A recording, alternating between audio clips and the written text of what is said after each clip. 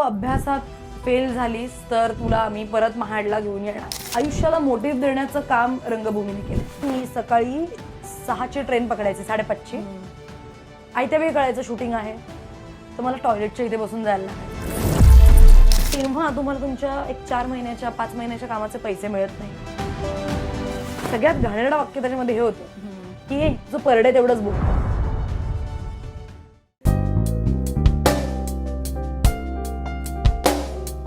PNG jewellers प्रस्तुत तिची गोष्टच्या नवीन एपिसोडमध्ये तुमच्या सगळ्यांचं स्वागत.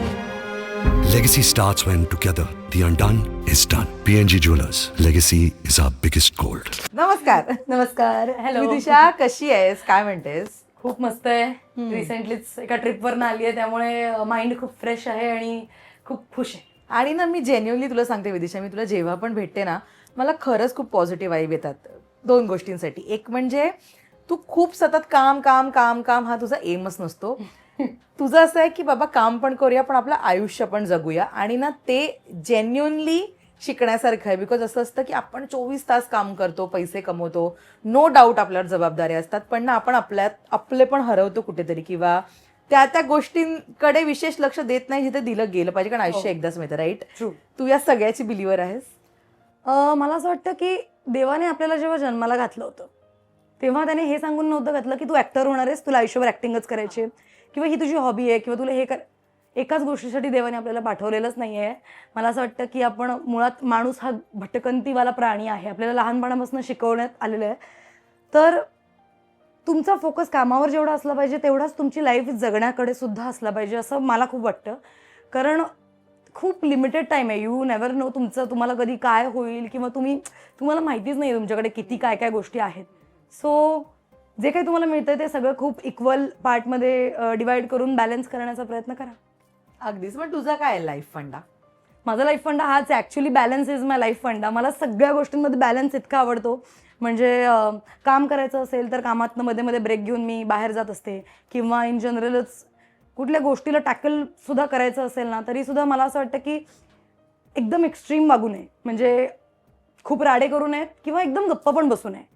तुम्ही बोला, त्या माणसाशी डिस्कस करा, गोष्टी म्हणजे सॉर्ट करण्याचा प्रयत्न करा. कारण त्याशिवाय सोल्युशन मिळणं हा मोटिव्ह असला पाहिजे, रादर दॅन तमाशा करणं किंवा एकदम सहन करणं. आय थिंक सोल्युशन ही मधली गोष्ट आहे. पण तू खूप कामाच्या मागे लागतेस की नाही, हे एक झालं दुसरं आलं पाहिजे, दुसरं झालं तिसरं आलं पाहिजे. नो डाऊट या सगळ्या गोष्टी लीड करतात आपल्या फायनान्शियल स्टेबिलिटीला, जे आत्ता खूप गरजेचं आहे जेन्युअनली या जनरेशनमध्ये, किंवा या कॉम्पिटिशनमध्ये, या महागाईमध्ये. तू चेस करतेस कामं का व्हॉट एक्झॅक्टली? आधी मी करायचे, टू बी व्हेरी ऑनेस्ट. आधी मी खूप सतत कामं केलेली आहेत. खूप बॅक टू बॅक मला कामं करायची असायची. एका वेळेस मी 2 मला आठवतं आहे, मी आय थिंक 4 ते 5 वर्षांपूर्वी 2 सिरियल, 1 नाटक असं सगळं एकत्र करत होते. आणि तेव्हा मला लक्षात नाही आलं, पण आत्ता मला जाणवतं आहे बॉडी वाईज की मी तेव्हा जेवढं काम केलं आहे ना, बॉडीला माझं एवढं एक्झर्शन झालं होतं की ते आत्ता मला हळूहळू मध्येच पाठच दुखते, हे होतं, ते सगळं तेव्हाच आहे. सो ते एकेकाळी मी केलेलं आहे करिअरच्या सुरुवातीच्या काळामध्ये. पण आता I am just taking it very slow. आपण म्हणतो ना, गो विथ द फ्लो, तशी मी आता जाते. आणि प्रत्येकाचे काही काय म्हणतात त्याला, काही आपण गोष्टी सेट करण्याचे म्हणजे सेट करतो, किंवा पॅटर्न असतात. तसं आत्ता तरी माझा असा पॅटर्न आहे की थोडं काम थोडं जगणं, थोडं काम थोडं जगणं. मला शेड्युलर आमचे तेच म्हणतात सगळेच की ॲक्टर जसं म्हणत तसं आमचे दिवस का लावत. तू एकमेव अशी मुलगी आहे जी मला म्हणते की काय 20 पेक्षा जास्त दिवस लागले. अरे देवा, नको नको नको. कारण माझे खूप फालतू करणं असतात ग. म्हणजे ते ऐकताना पण त्यांना असं होतं की हे काय काम आहेत, पण मला खरंच घरी जाऊन माझं घर सेट करणं, वॉशिंग मशीन लावणं, एखाद्या दिवशी स्वतःसाठी जेवण, किंवा निशू आणि माझ्यासाठी जेवण बनवणं, ह्या गोष्टी मला खूप मॅटर करतात. कारण I think again balance. Yes. फक्त काम काम काम करून.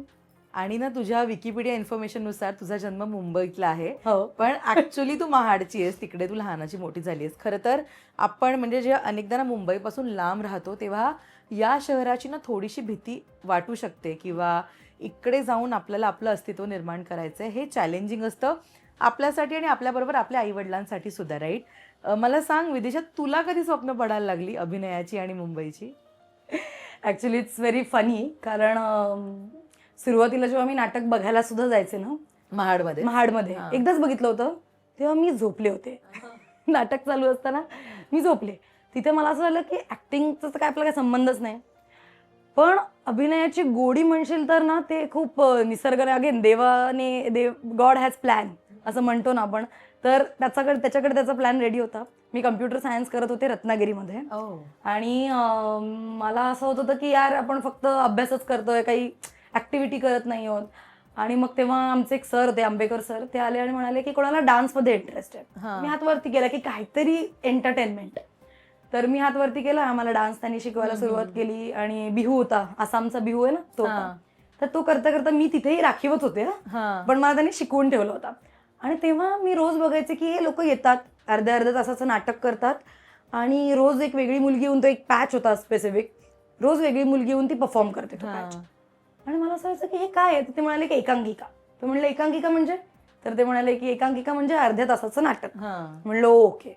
मग मी तिकडे बसायचे, सगळं बघायचे आणि रोज असं महिनाभर बघून बघून माझं वाक्य वगैरे पाठ झाली होती ती, कारण मी पुस्तकं वाचते ना खूप, त्यामुळे ते बऱ्यापैकी ग्रास केलं होतं मी.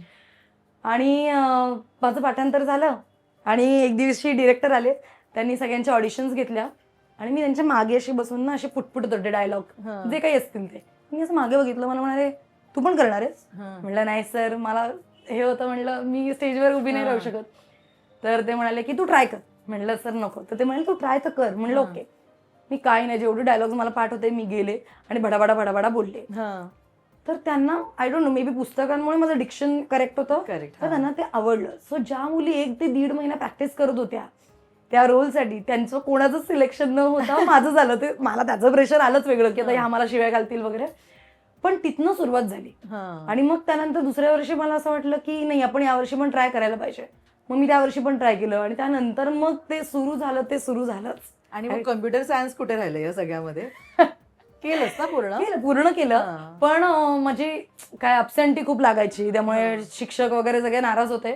तर आमच्या ज्या HOD होत्या त्यांनी मला एकच सांगितलं, कारण मी युनिव्हर्सिटीमध्ये घेतलं होतं, मुंबई युनिव्हर्सिटीकडनं. मी मुंबई युनिव्हर्सिटीला मी प्रेझेंट करत होते नॅशनल लेवलवर आणि स्टेट लेवलवर. तर त्यासाठी मला 6-6 महिने मी बाहेर असायचे. चर्चगेटला आमचं हे होतं. तर तिकडे मला सांगितलं मॅडमनी की तुझं जर रँक नाही आला तर आय कांट हेल्प यू, प्रॅक्टिकलमध्ये मी सांभाळून घेईन, फक्त तू रिटर्नमध्ये चांगले मार्क्स आण. तर मी 3 ते 4 महिने मी बाहेरच होते. मी नाटकं करतेय, हे करतेय, युनिव्हर्सिटीकडनं करतेय. आणि शेवटचा 1 महिना जेव्हा आला तेव्हा पटकन हिट झालं की 1 महिन्यात आपली एक्झाम आहे आणि आपण काहीच अभ्यास नाही केलाय. सो 1 महिना मी सगळं बाजूला ठेवलं आणि मी सगळे 8 ते रात्री 12 पर्यंत लायब्ररीत बसून अभ्यास करायचे. आणि मला माहित नाही कसं काय, पण मी वर्गात 4थी आले. एवढी हुशार होतीस तू? नाही, मला एक पाठी आहे मी तशी, पण मला इंटरेस्ट नव्हता असं कम्प्युटर सायन्समध्ये ॲज सच. पण मला असं झालं की नाही, मॅडमना शब्द दिलाय, आपण करायचं. सो तसं करून मग मी नंबरात आले आणि मग मला चांगले ग्रेड मिळाले. सो पुढचं रुईयाला ऍडमिशन मिळालं मला. रुईयामध्ये काय शिकलीस?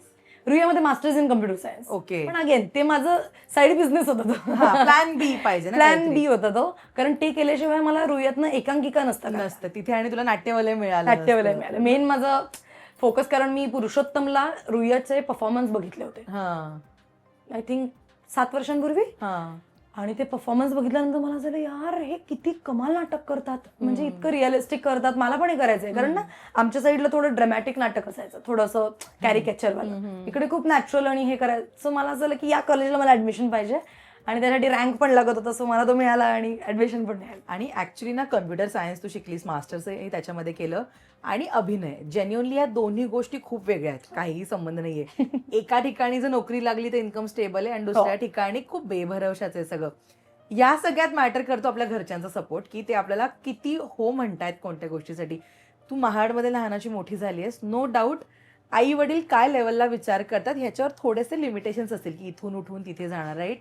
त्यांचा तुला सपोर्ट होता अभिनयाला आधीपासून, का तो नंतर आला हळूहळू? हे बघ, सपोर्ट होता, नाही असं नाही. मी म्हणाले तर कर.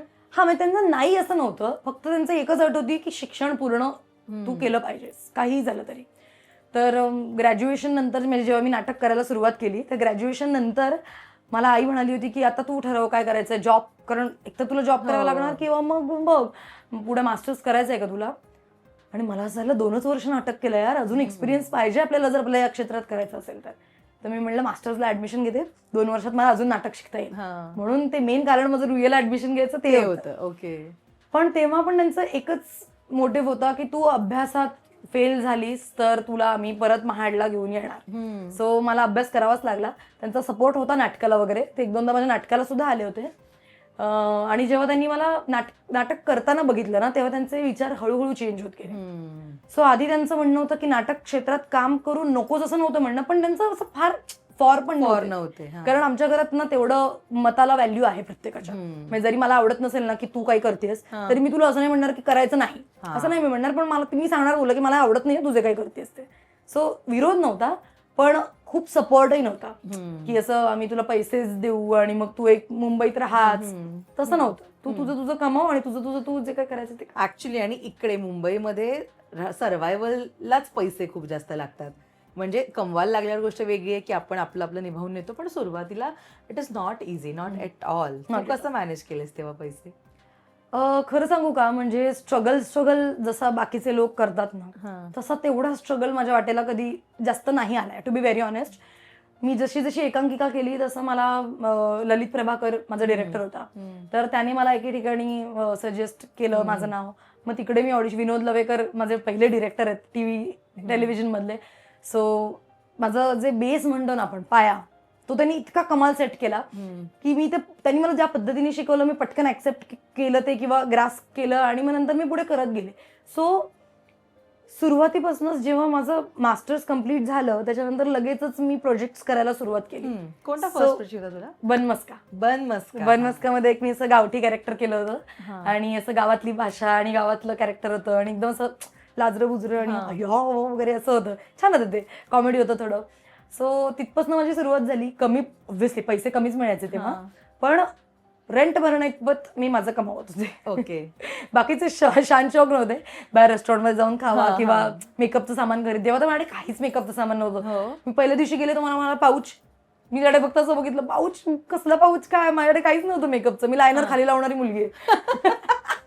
अगं हो, मी कॉलेजमध्ये जाताना मी बऱ्याचदा लायनर डोळ्याच्या खाली लावून गेलेली आणि मला घाम येतो. सो ते अख्खं पसरलं होतं. नंतर मग मला कोणीतरी सांगितलं की लायनर डोळ्याच्या वरती लावायचं असतं. इतकी मी ड होते मेकअप मध्ये.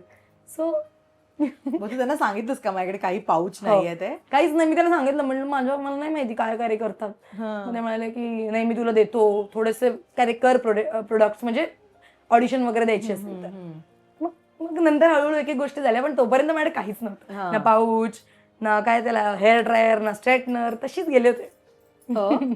ऑडिशन दिलं होतंस बनमस्काचं? येस, ऑडिशन दिलं होतं मोबाईलवरनं का तिकडे, नाही तेव्हा मोबाईलवरनं नव्हतं, तेव्हा तिकडे जाऊनच दिलं होतं. तर तेव्हा त्यांनी प्रॉपर विथ मेकअप आणि सगळं माझी ऑडिशन घेतली होती आणि इम्प्रोव्हाइज करायला लावलं होतं. पण इम्प्रोव्हायझेशन म्हणजे आपला हात आहे. येस. आणि ना तू सुरुवातीपासून नाटकाचा खूप उल्लेख करतेस, म्हणजे डान्ससाठी गेलेली मुलगी एकांकीकडे वळली आणि मग ते शिकण्यासाठी मुंबईत आली. आणि ना रंगभूमी, मला विदिशा अशी गोष्ट आहे ना की ती अक्षरशः तुमचं आयुष्य बदलते ग. अनेक गोष्टी शिकवते, शिस्त लावते, राईट? तुझं आयुष्य किती कसं बदललंय रंगभूमीने? काय सांगू, म्हणजे तर हे तू विषय काढल्यावर मला असं होते की मी इतकी आभारी आहे ना रंगभूमीची. कारण ज्या वयामध्ये मला कळत नव्हतं की मला काय करायचंय, मला असं वाटायचं मी काही फालतू विचार करायचे की मी मेहंदी बरी काढते तर मी मेहंदीकडे बघून म्हणायचे आज मी मेकअप आर्टिस्ट, मी कदाचित मेहंदी आर्टिस्ट होऊ शकते. मला काही वाटायचं की मी काही, मला कळतच नव्हतं की मला काय करायचं आयुष्यात. ज्या दिवशीपासून मी रंगभूमीला इंट्रोड्यूस झाली ना, त्या दिवशीपासून माझा फोकस खूप क्लिअर आहे आयुष्यात. सो आयुष्याला मोटिव्ह देण्याचं काम रंगभूमीने केलंय. आणि दुसरी गोष्ट म्हणजे शिस्त. माझ्याकडे माझ्या आवाजाचं ना मला खूप असं हे होतं की माझा आवाज असा मुलींसारखा नाही आहे, थोडासा असा बेसवाला आणि असा आहे. पण रंगभूमीमुळे मला माझ्या आवाजावर इतका कॉन्फिडन्स आला की माझा आवाज वेगळा आहे. बऱ्याचदा काम करताना मला डिरेक्टर्स आणि हे सगळे सांगतात की तुझा आवाज नॉर्मल टिपिकल मुलींसारखा नाही आहे, यू कॅन यूज इट खूप चांगल्या पद्धतीने. तर रंगभूमीने मला कॉन्फिडन्स दिलाय. जी मुलगी भाषणासाठी पण समोर उभी राहू शकत नव्हती, मॅडे बघून वाटणार नाही लोकांना, पण मला जेन्युअली तो कॉन्फिडन्स नव्हता की मी 4 चौघांसमोर उभी राहून काहीतरी बोलेन, पण तो कॉन्फिडन्स मला रंगभूमीने दिला. एक भीती वाटायची आधी, पण नंतर तेव्हा रंगभूमीनेच शिकवलं की तू काहीतरी तुझ्यामध्ये आहे म्हणूनच तू 1-2 फूट वर आहेस आणि बाकीचे प्रेक्षक खाली आहेत ते तुला बघायला आलेत, आणि त्यासाठी मी तुला देतेय तो मंच परफॉर्म करायला, तुझ्याकडे जे काही आहे ते दाखवायला.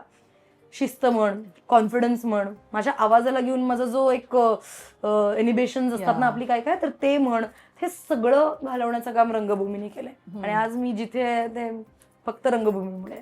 आणि ऍक्च्युली इकडे येऊन ना पहिला ब्रेक अनेकांना क्विक मिळतो, पण किंवा सुरुवातीला ना खूप घासावी लागते त्या पहिल्या ब्रेकसाठी, राईट? तू जेव्हा पहिल्यांदा गेलीस मालिकेच्या सेटवर, बनमस्काच्या सेटवर, किती भीती होती? तो डे 1 आठवतो तुला? अजूनही खूप मिसकन्सेप्शन खूप असतात ना कामाबद्दल, इंडस्ट्रीबद्दल. खूप म्हणजे मोस्टली ना आपल्या पॅरेंट्सच्या मनात जास्त असतात, कारण जे काही ते ऐकत आले इतकी वर्ष. तर जेव्हा मी फर्स्ट डेला गेले तेव्हा खूप कॉमेडी किस्सा ऍक्च्युली हा. मला सांगितलं होतं माझ्या शेड्युलरनी की मडला यायचंय, आणि मी तेव्हा वनराईजला राहायचे गोरेगाव. तर मला सांगितलं की मडला यायचंय. मी म्हणलं मड कुठे, कारण मला काहीच माहिती नव्हतं मुंबईचं. तर ते मला एक काम कर, आपले जे प्रोड्युसर किंवा डिरेक्टर जे आहेत, डिरेक्टर बोलला होता, प्रोड्युसर नव्हता बोलला, तर ते गोरेगावला राहतात, मी त्यांना तुझा नंबर देतो, तर ते तुम्ही कॉन्टॅक्ट करून या एकत्र. ते होते विनोद लवेकर. ओ मला माहित नाही विनोद लवेकर, कारण मी अगदीच नवीन होते ग, मला माहितीच नाही विनोद लवेकर कोण आहेत. मी त्यांच्या बाजूला बसले, मला वाटलं की हा माणूस मला सोडायला येतो. म्हणलं हा माणूस मला सोडायला येतोय, बाकी याचा काही संबंध नाहीये. सो मी गाडीत बसले, मी त्यांच्याशी गप्पा मारायला लागले, मग ते माझ्याशी गप्पा मारत होते, मग त्यांनी मला ललित कलाचं काय काय सांगितलं. सगळं झाल्यानंतर आम्ही मडला पोचलो. मला म्हणाले ते बघ तिकडे तुझी मेकअप रूम आहे. म्हणलं ह्यांना कसं माहिती आहे मला सोडायला आले, आणि म्हणलं ओके. मी मेकअप रूम मध्ये गेले, माझ्या ट्रायल्स झाल्या. पहिल्यांदा आयुष्यात मला फुल मेकअप केला होता कोणीतरी, तर मी फोटो बिटो काढले, सगळं झालं. सेटवर गेले, आणि सेटवर गेल्यावर सेम माणूस समोर. विदिशा आता मी तुला सांगतो काय करायचंय. तर मला कळलंच नाही की हा माणूस मला का सांगतोय, डिरेक्टर कुठे आहे. नंतर मला कळलं की विनोद लवेकर ज्यांच्यासोबत मी गाडीतनं आले तेच डिरेक्टर आहेत, तेच प्रोड्युसर आहेत. आणि मग नंतर अगदीच जेव्हा कॅमेरा सुरू झाला, माझा पहिला क्लोज लागला होता. मी अशी उभी होते, डायलॉग तर घोकून गेले होते, बाई चुकायला नाही पाहिजे आपण 4 चौघांसमोर. कारण आता रिटेकची सवय झाली आहे, पण तेव्हा असं होतं की एक जरी रिटेक झाला तरी मी घाणेरडी ऍक्टर, तर मी फुल पाठ करून गेलो होते.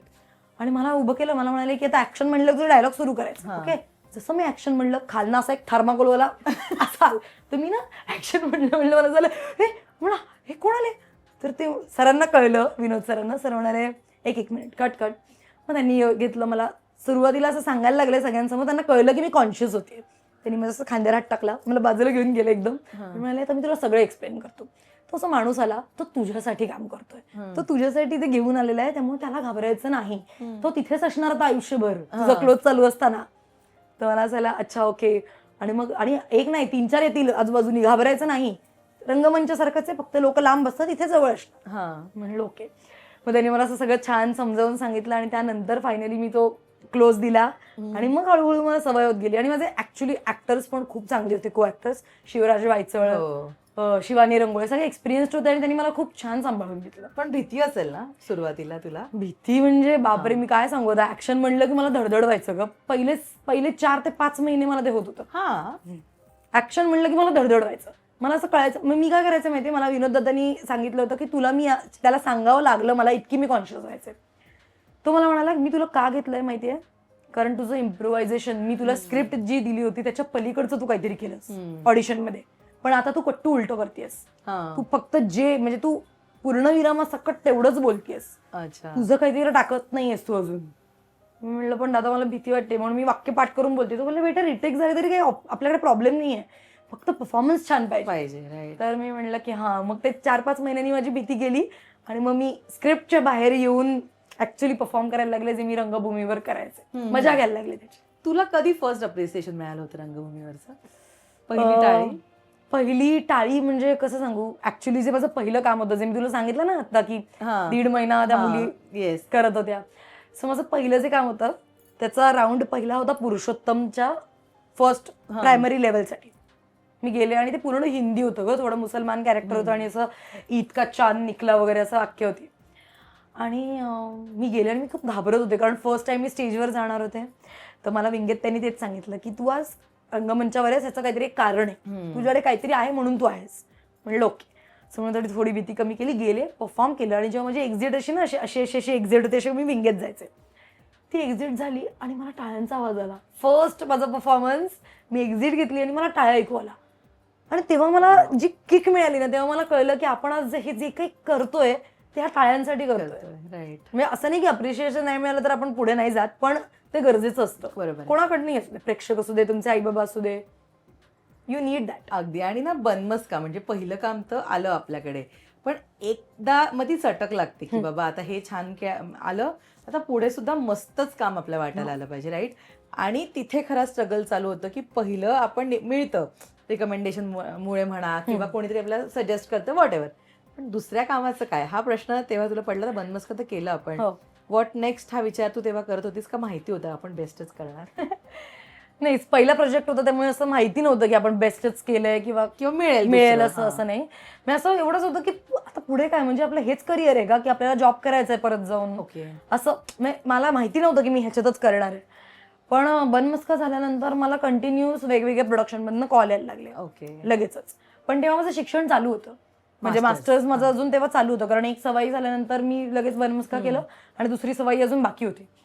सो त्या वर्षी मला असं झालं की शेवटच्या वर्षी आपण जरा फोकस करूया. सवाई भाई माहित नाही, पण मला सिरियलपेक्षा पण मी सवाईला जास्त तेव्हा महत्त्व दिलं होतं. सवाई केली, त्यानंतर मग मला परत कॉल्स यायला लागले. मग तेव्हा मी ठरवलं की आपण करू शकतो, आपले एवढे कॉल्स येतात म्हणजे आपण काहीतरी कुठेतरी करू शकतो. लोकांकडे आहे बाबा, की लोकांकडच्या डोक्यात आहोत आपण. सो तिकडे थोडा कॉन्फिडन्स आला होता मला.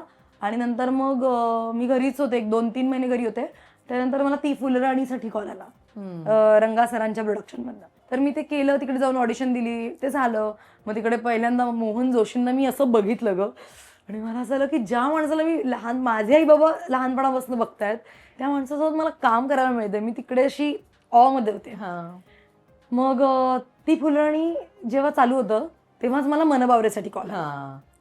आणि मनबावरेसाठी कॉल आल्यानंतर तिकडे मेन निगेटिव्ह होतं आणि मला निगेटिव्ह करायचंच होतं. माहित नाही का, मला हिरोईनपेक्षा पण ना निगेटिव्ह मध्ये खूप इंटरेस्ट होता. तर मला आलं, मी लगेच हो म्हणाले त्यांना. त्यांनी ऑडिशन मागितली, मी फुलराणीच्या सेटवरनं पाठवली. आणि तेव्हा माझं असं होतं ना, मी आजही माझं असं आहे की मी कुठलं काम सोडत नाही मध्येच. मला ती कमिटमेंट पूर्ण करायला खूप व्हॅल्यू आहे त्या गोष्टीची, मला असं वाटतं कमिटमेंटची.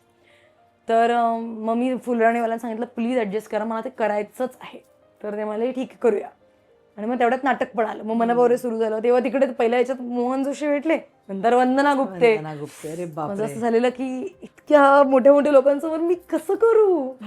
पण ते हळूहळू त्यांच्याकडनं शिकत शिकत होत गेलं. पण तेव्हा मुंबई पुण्याचा जो प्रवास आहे ना, मी आजही म्हणजे तो इतका, जे मी तुला मगाशी म्हणाले ना 3 गोष्टी एकत्र, तो प्रवास आजही माझ्या डोळ्यासमोर सुद्धा, हेमंत बावरे सुद्धा, आणि नाटक 10x10 तिकडे विजय पाटकर, सुप्रिया पाठारे आणि प्रथमेश. सो हे सगळं मी एकत्र करत होते. पण तो जो प्रवास त्या काळातला 2 वर्ष मी केलाय, बापरे. म्हणजे मला आठवत आहे फुलराणीचं शूट साठी मी सकाळी 6ची ट्रेन पकडायची, 5:30ची. आयत्या वेळी कळायचं शूटिंग आहे, तर मला टॉयलेटच्या इथे बसून जायला लागायचं लिटरली. हो, मी टॉयलेटच्या असं टॉयलेट दरवाजा जनरलचा, आणि मी टॉयलेटच्या समोर असा प्रवास केलेला लिटरली. आणि मग मी उतरायचे, रिक्षा पकडायचे, सेटवर जायचे, फुलराणीचं शूट करायचं. गाडी नव्हती तुझ्याकडे? नाही, गाडी वगैरे काहीच नाही. किंवा मी तेवढं अफोर्ड पण करू शकत नव्हते की मी कॅबनी जाईन असं. तर मग मी परत ते शूटिंग करायचे, परत ट्रेन पकडायचे, परत मास्क बिस्क बांधायचे, परत ते, कारण मुंबई पुण्याच्या ट्रेन पॅक असतात. तर तिकडे परत वॉशरूममध्ये बसायचे, इकडे यायचे, मनबावरेचं शूटिंग करायचे, मग संध्याकाळी नाटकाच्या प्रयोगाला जायचे. एकदा तर मी अहमदनगरला माझा शो होता, नगरला गेले, शो केला, रात्री 12ला शो संपला. तेवढ्यात मला कॉल आला की 1-2 शॉट राहिलेत जे उद्याचा टेलिकास्ट. तर मला सांगितलं नगरवरनं कशी येऊ मी. ते मला तुला यावंच लागेल. मी रात्री 12 वाजता निघाले बसनी, पोचले सकाळी 6 वाजता पुण्यात. नाही, मुंबईमध्ये बावरे. तर तिकडे शॉट केला मी, 2 शॉट होते माझे, ते केले. 9 वाजता परत बसमध्ये बसले, परत अहमदनगरला गेले. ओ गॉड, असं मी 3 दिवस केलेलं, अहमदनगर, मुंबई, नगरला तुझं नाटकाचे प्रयोग होते त्या पूर्ण एरियामध्ये. अरे बाप रे. आणि ना जेन्युअनली ना अशा वेळी आपल्याला अनेकदा प्रश्न पडतो की हे सगळं आपण का करतोय, एवढा शरीराला आपण का त्रास देतोय. ठीक आहे, होईल हळूहळू, पण ना ती एक भूक पण असते की नाही यार, म्हणजे हेच आयुष्य, किंवा हे आत्ता मिळालं नेवर नो पुढे मिळेल. करेक्ट. तेव्हा तुला काय थॉट होते विदिशा हे सगळं करत असताना? हे सगळं करत असताना तुला सांगू का, मी थकायचे, शरीर माझं थकायचं डेफिनेटली. माझं मन कधी थकतच नव्हतं. आज मला 8 तास झोप नाही झाली की मला जाणवतं, इरिटेट होत असेल. तेव्हा मी मोजून 3-3 तास झोपायचे, मला जाणवायचंच नाही. मे बी ते यंग म्हणजे मी आता पण तशी बरीपैकी यंग आहे, पण तेव्हा अगदीच 20, सुरुवात ना, 22, ऊर्जा हा, असते, आणि करूया, ऊर्जा. करूया. तेव्हा मला असं होतं की मी लेट सुरू केलंय असं मला वाटायचं.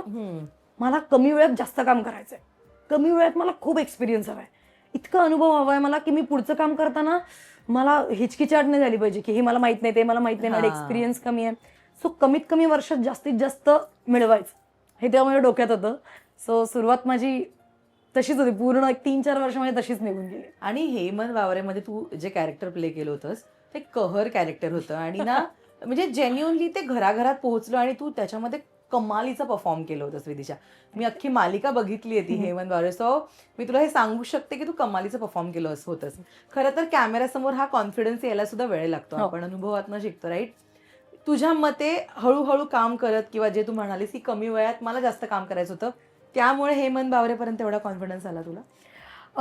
खरं म्हणायला जाशील तर हो. म्हणजे जेव्हा मी 20 होते तेव्हा मी पहिली सिरियल केली. तुमचं हेच वय असतं हा शिकण्याचं, बनमस्का. सो हे वय जे शिकण्याचं असतं तेव्हा तुम्ही पटकन गोष्टी पकडत जाता. तर हेच जर मी आत्ता केलं असतं ना तर कदाचित तेवढं पटकन मी पकडलं नसतं. पण ते करता करता म्हणजे ते झालं, फुलराणी झालं, नंतर नाटकाचा अनुभव थोडाफार माझ्या गाठीशी होता. त्यामुळे मनबावरेला मी जेव्हा परफॉर्म करायला लागले ना मग मी ते मनापासून करायचे. मी जेन्युअनली सांगते, मी लहानपणी त्याच्यानंतर मला आठवलं की लहानपणी आरशात बघून तुला ते कमलिका नावाचं एक कॅरेक्टर होतं, मोठा गंध, आणि ती असं करायची. येस. तर ते मी आणि माझी बहीण आम्ही आरशात बघून कमलिका वगैरे असं मी सगळं करायचो. आणि ते करताना ना मला आय डोंट नो, मला असं वाटायचं की मी तर छानच करू शकते विलन. आणि जेव्हा मला विलन मिळालं माझा कॉन्फिडन्स आणि ह्या सगळ्या गोष्टी माझ्या डोक्यात आल्याच नाही किंवा परफॉर्मन्स आल्याच नाही डोक्यात. मला असं होतं की करायला मिळतंय हे, मला विलन किती वर्ष करायचं होतं आणि मला आता करायला मिळतंय. सो मी करत गेले, मनापासून केलं, मी खूप मनापासून केलं. आणि मे बी तेच दिसलं असेल प्रेक्षकांना किंवा तेच हे झालं असेल, पोचलं असेल लोकांपर्यंत, मे बी रिलेट झालं असेल. आणि इतकं आपण जीव तोडून काम करतो आणि अनेकदा ना म्हणजे आत्ता जो मुद्दा शशांकने पण उपस्थित केला होता दॅट इज पैशांचा मुद्दा. आणि तू आता त्या मालिकेचा उल्लेख केलास, त्यात परफॉर्मन्सही कमाल होता, नो डाऊट. तू आणखीन घराघरामध्ये पोहोचलीस. पण तुझ्या बाबतीतही सेम आहे, पैसे अडकलेत? हो, अडकलेत. म्हणजे वाईट वाटतं ना अशा वेळी? वाईट वाटतं, तेव्हा खूप जास्त वाईट वाटलं होतं. कारण आता I am well to do, तेव्हा ना खरंच पैसे नव्हते माझ्याकडे. म्हणजे मी हार्डली, मला जे पैसे मिळायचे ना ते सगळे मी माझ्या तुला मुंबईचं रेंट माहिती, बरोबर, तर ते माझ्या मुंबईच्या रेंटमध्ये, माझ्या खाण्यापिण्यामध्ये, ट्रॅव्हलमध्ये, ह्याच्यामध्ये पूर्ण पैसे इन्व्हेस्ट होऊन जायचे. अशा वेळी जेव्हा तुम्ही तुमच्या प्रायमरी स्टेजला आहात, तुमचं एखादं काम लोकांना आवडतंय, ते एवढं बूम होतंय, आणि तेव्हा तुम्हाला तुमच्या एक 4 महिन्याच्या 5 महिन्याच्या कामाचे पैसे मिळत नाही, तेव्हा ऍक्च्युली तुम्ही खूप हेल्पलेस फील करता. मग तेव्हा तुम्ही अशी पावलं उचलता कदाचित की तुम्ही पैसे तुमचे तुमच्या हक्काचे पैसे मिळवण्यासाठी तुम्हाला बेग करावं लागतं. That is the worst part. पण देवाच्या कृपेने मला त्याच्यानंतर लगेच अगेन कामं मिळत गेली पटापट. तर एका पॉईंट नंतर तो विषय माझ्या डोक्यातनं खरंच निघून गेला आणि मी त्या पैशांवर पाणी सोडलं. मला असं झालं की अभी इतना मेरा गया है ना, दुसरा डबल मिलेगा, मेरे को पता है. वो माझा गणपती बाप्पा बघतोय माझ्याकडे, त्याने कायम माझी काळजी घेतली आहे. आणि तसंच झालं. म्हणजे त्याच्यानंतर मला ऍक्च्युली कामं मिळत गेली आणि त्याच्यानंतर खूप छान पैसे जास्त यायला लागले. मी सुपाऱ्या करायला सुपाऱ्या म्हणजे इव्हेंट्स करायला लागले. लोक मनबावरेमुळेच ओळखायला लागले होते, त्यामुळे ते इव्हेंट्स मला त्याच्यामुळेच बोलवायचे. तर त्याच्यामधनं मला पैसे येत होते. सो मग मी ते गोष्ट ऍक्च्युली सोडून दिली. पण ऍक्च्युली त्या पैशांवर मी माझी जी 2 व्हीलर तेव्हा घेतली होती ती त्याच EMI वर घेतली होती की हेमंत बावरेच्या, पण ते आलेच नाही. सो मला माझ्या खिशातनंच टाकावे लागले. ही गोष्ट वेगळी. पण होतं असं कधी कधी इंडस्ट्रीत, असं वाटतं की काहीतरी नियम असायला पाहिजे ज्याच्यामुळे आम्हा कलाकारांचे ऍटलीस्ट जे काम केले त्याचे पैसे तरी आम्हाला द्या. मी तर म्हणते टॅक्स नका देऊ, ते गव्हर्नमेंटचं तुम्ही तुमचं बघून घ्या. पण ऍटलीस्ट आम्ही जे काम की आम्ही 12 13 तास काम करतो यार, पण त्याचे पैसे आमच्या हक्काचे ते द्या. आणि म्हणजे जेव्हा आपण इनिशियल स्टेजलाच असतो तेव्हा 1-1 रुपयाची व्हॅल्यू असते. कारण तो अगेन इथे सेटल होणं आणि तो कुठे कसा खर्च करायचा, एक महिना टू महिना कॅल्क्युलेशन असतं ना, रोलिंग असतं आपल्या, ते सगळंच बिन असतं. तेव्हा तू पैसे कसे मॅनेज केलेस? कारण आपण काम करतोय पण पैसे येत नाहीस. सेव्हिंग्स मधनं का कसं? सेव्हिंग्स मधनं. थँकफुली माझे बाबा, त्यांनी मला पहिल्यापासून, म्हणजे माझी जेव्हा पहिली कमाई आली ना, अगदी खूप कमी पर डे होता मला. किती होता बनमस्काला? बनमस्काला मला 1500 होता. सो 1500 पर डेवरनं मला ते त्यातले एक 20%, ते कायम म्हणतात की तुमच्या सेव्हिंग तुमच्या पगारामधलं 20 किंवा 30% तुम्ही कायम सेव्ह करायला पाहिजे. तर मी 20% वगैरे सेव्ह करायचे. जेवढा पगार यायचा त्याच्यातले 20% माझे सेव्हिंग करायचे. तर जेव्हा ते पैसे आले नव्हते तेव्हा त्या पैशांनी माझं EMI भरले गेले. EMI म्हणजे जे काही छोटी मोठी रक्कम होती 2 व्हीलरची ती त्यांनी भरली गेली आणि रेंट पण त्यांनीच भरला गेला. पण त्यानंतर मला असं होतं की नाही आता काम पाहिजे, कारण हे पण संपतंय ना. संपतंय, त्याचे पैसे पण नाही आहेत आणि आता जे काम सुरू करेन त्याचे 3 महिन्यांनी पैसे मिळणार. बरोबर. सो ऑलमोस्ट एक 8 महिने माझ्याकडे पैसे नाही आहेत. तर मग म्हणून मी तेव्हा खूप आणि पैशांचं सोंग बिलकुल पण आणता येत नाही नाही. आणतात. आणि कसं आहे ना, बिग शॉट लोक जे, आता मी असं म्हणत नाहीये की नेपोटिझम हा मुद्दा किती आपण नाही म्हणलं तरी कुठेतरी जेव्हा तुमचे आई बाबा किंवा तुमच्या फॅमिलीकडे पैसे असतात ना, इथून तुम्ही सॉर्टेड असतात. मी म्हणत नाही की त्या मुलांची त्याच्यामध्ये फायदा आहे किंवा प्रत्येक जण जन्माला स्वतःचं नशीब घेऊन जन्माला येतो. त्यांच्याकडे आहेत. माझ्या फॅमिलीचं तेवढं बॅकग्राऊंड भारी नाही आहे, सर्वसामान्य होत आम्ही, पण असं खूपच भारी रिच आणि असं नाही आहे. सो मी घरी नाही बसू शकत, एवढं मला माहिती आहे. सो तेव्हा पण माझ्या डोक्यात हा थॉट होता की मला घरनं पैसे नाही घ्यायचे, कारण आई बाबांनी एकच सांगून मला ती परमिशन दिली आहे की आमच्याकडे नाही मागायचे, किती तुझं तू बघायचं. सो मला ते घरी नव्हते मागायचे. त्यांनी दिले असते, नाही असं नाही, पण एक कुठेतरी सेल्फ रिस्पेक्ट आणि तो इगो येतो ना ग. करेक्ट. सो केलं मॅनेज, नंतर त्या सेव्हिंग्स मधनच मॅनेज केलं. आणि ना हेमंत बावरे सारखी तू सिरियल केलीस, जेन्युअनली आपण जेव्हा पॅरलल लीड करतो किंवा विलन करतो तेव्हा ना आपल्याकडनं अपेक्षा खूप वाढतात की बाबा आता मला लीडच करायचंय किंवा आता मला याच प्रकारचे कॅरेक्टर करायचंय. तुझ्या डोक्यामध्ये हेमंत बावरेंवर असा कधी विचार आला होता की जरा कधी वेगळं एक्सप्लोर करू? नाही आला. नाही. टू बी व्हेरी ऑनेस्ट नाही आला. घेतलीस दुसरी सिरियल? मी लगेच घेतली दुसरी. तेव्हा तर मी कॉमेडी पेमेडी नावाचा एक शो घेतला होता. मला कॉमेडी पण मला आवडतं करायला, सो मी तो शो घेतला होता. पण असं काही नव्हतं की मी हे करणार नाही ते करणार नाही. मला असं होतं की भाई मला पैसे नाही आलेत 6 महिने, आता मला ते काम मला काम करायचंय. सो लोकांना काय बोलायचं ते बोलू दे की अरे हिला एवढंच येतं का, हिला हेच, मला काही फरक पडत नाही. मला असं होतं की मला काम करायचं आता. ऍक्टिंग आहे. जेव्हा माझ्याकडे व्यवस्थित अनुभव जमा होईल, व्यवस्थित पैसे जमा होतील, त्याच्यानंतर मी ठरवू शकते की आता मला एक्सपेरिमेंट करायचंय की तू जसं म्हणालीस पैशाचं सोंग नाही आणताय. जेव्हा तुमच्याकडे पैसे नसतात किंवा तुम्हाला कंटिन्युअस रोलिंगची गरज असते तेव्हा तुम्ही हा विचार नाही करत की मला तर वेगवेगळी कामं करायची आहे त्यामुळे मी थांबूनच राहीन. That was not my age. मला नाही वाटत की ते माझं असं एज होतं की जिकडे मी थांबून वाट बघितली असती. मी जेवढं कामं येत गेली तेवढं मी करत गेले आणि आता मी तो डिसिजन घेऊ शकते आणि रादर मी घेतेय. आता मी पिंगाच्या वेळी मी ऍक्च्युली 7-8 महिने थांबले होते की मला नाही करायचंय निगेटिव्ह, आता मला वेगळं एक्सप्लोर करायचंय. पण तोपर्यंत मला निगेटिव्ह अशक्य आवडतं प्ले करायला, मला खूप आवडतं. त्यामुळे असं काही नव्हतं तेव्हा पण की निगेटिव्ह नाही करायचं. किती मालिका झाल्या असल्या आतापर्यंत? बनमस्का, हेमंत बावरे, ती फुलराणी, ती सोनीवर अजून एक होती चांदणे शिंपित जाशी. कॉमेडी बेमेडी मालिका नव्हती पण शो केलाय मी. रंग माझा वेगळा, 36 गुणी जोडी आणि आता पिंगा गबरी. 8 मालिका झाल्या. वा. आणि ना ते ऍक्च्युली खूप चांगलं आहे की आपण एकामागे करतोय, कारण out of site out of mind usually होऊ शकतं. Very true. राईट. तू होता हा डोक्यात कधी विचार की नाही आपल्याला थांबायचं नाहीये, हे होऊ शकतं? बिकॉज आत्ता ना सोशल मीडियामुळे किंवा फॉलोअर्स बघून इतकं काम दिलं जातं किंवा आपण बघतो इन्फ्लुएन्सर्स सुद्धा आता अभिनय क्षेत्रामध्ये आलेले आहेत. राईट. सो हा डोक्यात तुझा विचार होता किंवा आत्ता आहे की out of site out of mind जायचं नाहीये कधी? कारण तीच एक भीतीदायक गोष्ट असू शकते या जनरेशन मध्ये. Very true. पण मला ही कधी भीती नव्हती. तुला सांगू का, मला आत्ता सुद्धा ही भीती नाहीये. मी कोणाच्या आउट ऑफ माइंड नाही होऊ शकत हे मला माहिती आहे. म्हणजे हा ओव्हर कॉन्फिडन्स नाही आहे, हा माझा जेन्युइन बेसिक कॉन्फिडन्स आहे की आत्ता जर मी जर ठरवलं ना आता की मी थांबणार आहे आता मला फक्त वेब सिरीज करायच्या आहेत, मला फिल्म्स करायच्या आहेत. कारण बऱ्याचदा असं झालंय पण की माझं टेलिव्हिजनच्या शूटिंगमुळे मला माझ्या बऱ्याचशा फिल्म्स गेल्यात. माझी कान्सची एक फिल्म होती ती गेली आहे किंवा माझ्या वेब सिरीज खूप साऱ्या गेल्यात. To be very honest, Drishyam 3 ना आता जो येतोय त्याच्यासाठी पण माझं कास्टिंग झालं होतं. काय सांगते? ते पण नाही मला करता. सिरियलचं शूट कोणतं चालू होतं तेव्हा? आताच पिंगा चालू किंवा पिंगा चालू आणि म्हणजे तेव्हा ट्रॅव्हल डेट्स पण सगळंच क्लॅश होत होतं. सो लगेच मी ट्रॅव्हल डेट्सची पण सुट्टी आहे तर दृश्यमची पण सुट्टी. सो असं एकत्र नाही होऊ शकत. मुद्दा आहे ना की मी सतत बिझी असल्यामुळे मला जे आता ऍक्च्युली करायचं असं वाटतंय ना ते मला करता येत नाही आत्ता तरी. सो कदाचित मी आता ठरवून ब्रेक घेऊ शकते. सो आउट ऑफ माइंड तर मी जाणार नाही, कारण मला माहिती मी 1 वर्ष 1.5 वर्ष जरी थांबले तरी त्याच्यानंतर जरी मी रीच आउट झाले लोकांना तरी त्यांचं असं असेल की अरे हा पण वी कॅन ट्राय हर. या सो तेवढा बेसिक कॉन्फिडन्स मला स्वतःवर आहे की मी तेवढं करू शकते. तेवढं तर मी अनुभव गाठीशी जो तेव्हा होता ना माझा ते 3 वर्षां 4 वर्षांपूर्वी की काम करायचंय, खूप अनुभव पाहिजे, तो मी वापरू शकते हे मला असं वाटतं. आणि ना तू विदिशा मगाशी एक छान वाक्य बोललीस की लायनर तू डोळ्याचं खाली लावायची. आणि आपण जसं काम करतो किंवा आपल्याला जशी लोक आपल्या आयुष्यामध्ये येतात, आपण स्वतःला ग्रूम करत जातो इंडस्ट्रीसाठी म्हणा किंवा एक सोशल अपिअरन्ससाठी म्हणा. बरोबर. तेव्हापासून ते आतापर्यंत तू तुझ्या वागण्या बोलण्यामध्ये दिसण्यामध्ये काही बदल केले किंवा तुला करावे लागले इथे टिकून राहण्यासाठी? सगळ्यात आधी मला मेकअप शिकावा लागला, कारण जेव्हा तुम्ही ऑडिशन देता तेव्हा बेसिक मेकअप तरी त्यांना एक्सपेक्ट तुम्ही ते करतात.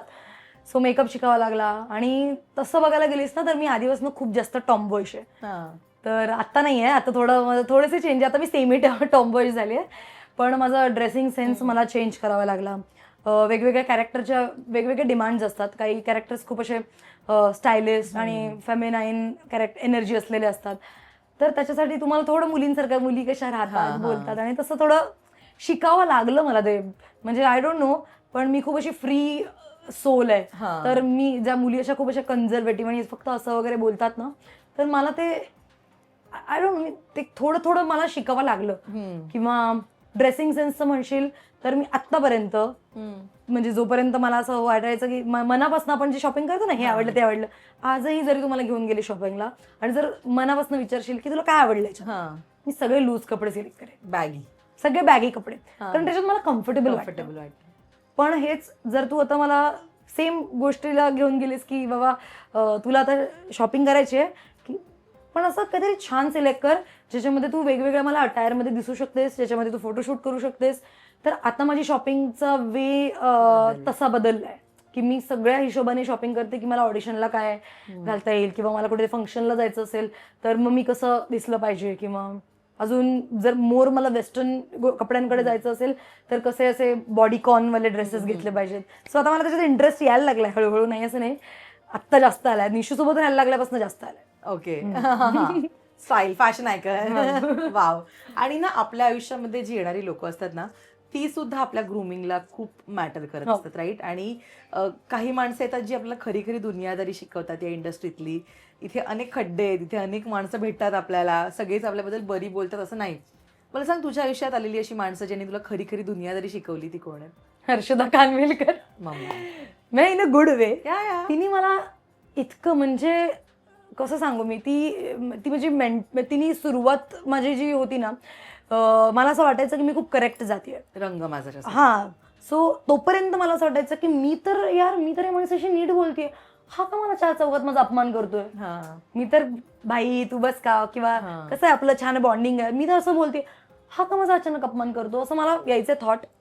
तर मी असं 1-2दा मी ताईशी या सगळ्याच गोष्टींवर डिस्कशन करते युजली.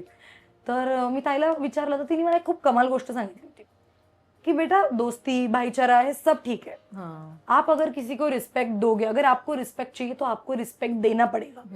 असं नाही की तुझ्या डोक्यात रिस्पेक्ट नाहीये, पण जर तू त्याला अरे भाई असं करणार असेल तर तो पण तुला चल ना विदिशा हेच करणार. जर तू त्याला सर आगे क्या करना है किंवा सर यापुढे आपण काय करतोय हे जर तू विचारलंस तर विदिशा आता पुढे तुझं शॉर्ट आहे, त्यांच्याकडनं पण तसंच येणार. सो समोरनं जे येत आहे ना तो तुझाच आरसा आहे.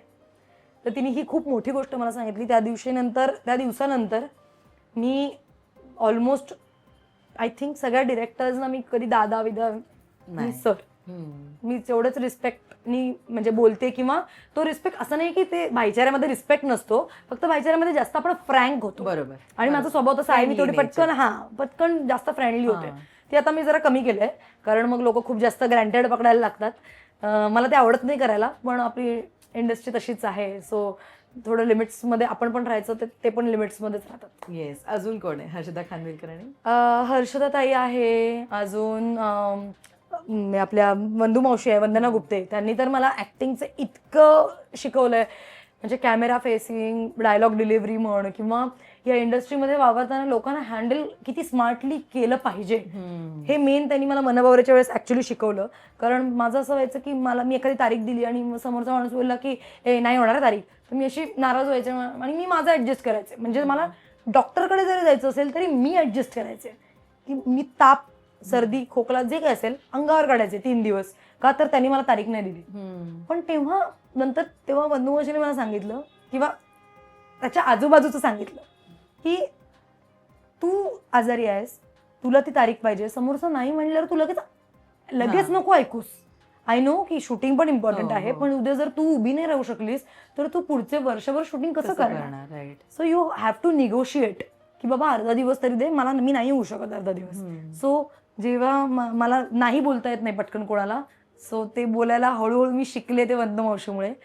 खूप क्लिअर मला वाटायचं की नाही इज ऑलवेज रूड, राईट. पण नाही इज नॉट रूड. नाही इज जस्ट युअर ओपिनियन किंवा ते तुमचं मत आहे किंवा ते तुम्हाला आता तुम्हाला नाही जमू शकत पोलाइटली, पण तुम्ही नाही म्हणू शकता. बरोबर. सो ते मला तिने शिकवलं. आणि मस्त आहे ही जी माणसं आहेत ना, ही खरंच रेअर आहेत जी आपल्याला एक्सपिरियन्स एक्झॅक्टली, कारण ते एवढे वर्ष इंडस्ट्रीत काम करतायत, ते कोळून पेलेत. कळून जाईल. अरे त्याच्यामध्ये सुप्रिया पाठारे तिने तर मला म्हणजे इतकं सपोर्ट केलंय ना. मी तुला खरं सांगते, नाटकाच्या वेळेस सुद्धा जर एखाद्या वेळेस मला म्हणजे असं वॉशरूम किंवा असं काय असेल ना, चुकून मला जर ऑड वॉशरूम दिलं गेलं चुकून किंवा सांगितलं हा जा तिथे जा असं जर सांगितलं तर ती माझ्यासाठी स्टँड घ्यायची यार.